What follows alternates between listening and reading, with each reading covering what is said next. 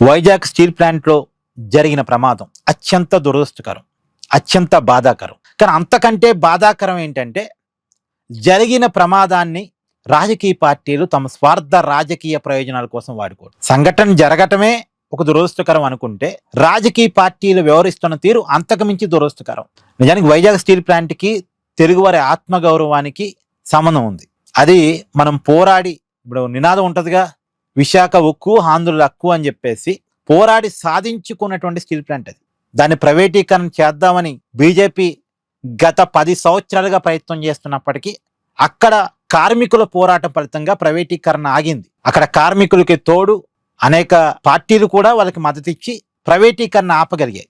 అయితే ఇక్కడ ఒక విషయాన్ని గమనించాలి. 2023-22 ఆ సమయంలో బీజేపీ గట్టిగా స్టీల్ ప్లాంట్ ప్రైవేటీకరిద్దామని అనుకుంది. 23-24 ఆ సమయంలో అప్పుడు వైసీపీ ప్రైవేటీకరణ వ్యతిరేకించింది, కానీ అడ్డుకునే ప్రయత్నం చేయలే. పైగా వైసీపీ అప్పట్లో ఒక ప్రపోజల్ తీసుకొచ్చింది. అదేంటంటే వైజాగ్ స్టీల్ ప్లాంట్ భూముల్ని గనక అమ్మేసి ఆ డబ్బుల్ని వైజాగ్ స్టీల్ ప్లాంట్ పెట్టచ్చు కదా అనే ప్రపోజల్ తీసుకొచ్చింది. అంటే ఆ భూముల మీద జగన్ కన్నేశాడు. అప్పుడు ఆ భూముల్ని చాలా చౌకగా కొట్టేద్దామని ప్రయత్నం జరిగింది, కానీ అక్కడ కార్మికులు దాన్ని వ్యతిరేకించారు. ఆ భూముల్ని అమ్మి స్టీల్ ప్లాంట్కి పెట్టేదేంటి? స్టీల్ ప్లాంట్ లాభాల్లోకి రావాలంటే క్యాప్టివ్ మైన్స్ ఇవ్వండి. స్టీల్ ప్లాంట్ లాభాల్లోకి రావాలి అంటే కొంత చేయూతనివ్వండి ప్రభుత్వం వైపు నుంచి. అది చేయండి తప్ప స్టీల్ ప్లాంట్కి ఉన్న భూములు ఇవాళ అమ్ముతారు, మళ్ళీ రేపేమో అమ్ముతారు? ఇది కార్మికులు వేసిన ప్రశ్న. ఆ రోజుల్లో ప్రత్యర్థి రాజకీయ పార్టీలు కూడా ఆ క్వశ్చన్ వేశాయి. కాబట్టి ఆ భూములు అమ్మకానికి కేంద్రం ఒప్పుకున్నది లేదు. వైసీపీ ప్రపోజల్ అట్నే పక్కన పడిపోయింది. ఇప్పటికీ వైసీపీ ఆలోచన ఆ భూములు అమ్మాలి అనేటువంటిది. అంటే ఇప్పుడు అమ్మాలని ఆనందలేండి, ఎందుకంటే ఇప్పుడు వాళ్ళ చేతిలో అధికారం లేదుగా.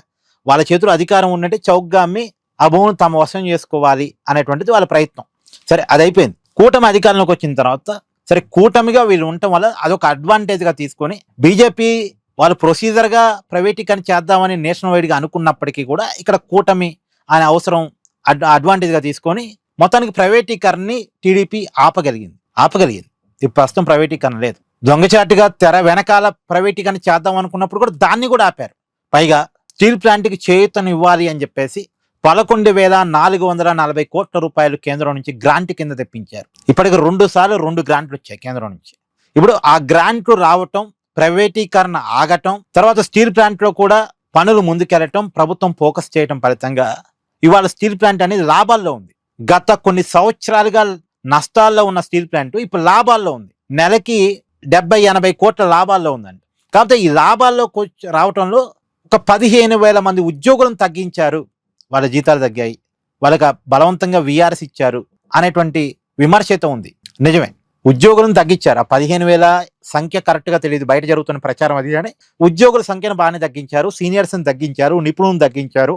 ఆ నిపుణులని సీనియర్స్ని తగ్గించడం కూడా ఇప్పుడు జరిగిన ప్రమాదానికి ఒక కారణం అని చెప్తున్నారు. ఉద్యోగులను తగ్గించుకున్న మాట వాస్తవం. తక్కువ మందితో ఎక్కువ పని చేపించాలి అనేటువంటిది. ఇప్పుడు కేవలం వైజాగ్ స్టీల్ ప్లాంట్కే కాదండి, ప్రపంచవ్యాప్తంగా ఏ ప్రైవేట్ కంపెనీ అయినా, ఏ ప్రభుత్వ కంపెనీ అయినా ప్రపంచం మొత్తం అనుసరిస్తున్న విధానం తక్కువ మందితో ఎక్కువ పని చేపించాలి. ఇదే జరుగుతుంది. ఇది తప్ప ఒప్ప అంటే తప్పే కావచ్చు, కానీ జరుగుతుంది ఇదే. దానికి వైజాగ్ స్టీల్ ప్లాంట్ కూడా ఏం అతీతం కాదు. ఐటీ నుంచి మొదలుపెట్టి అన్ని చోట్ల జరుగుతుంది ఇదే. వైజాగ్ స్టీల్ ప్లాంట్లో జరిగింది కూడా అదే.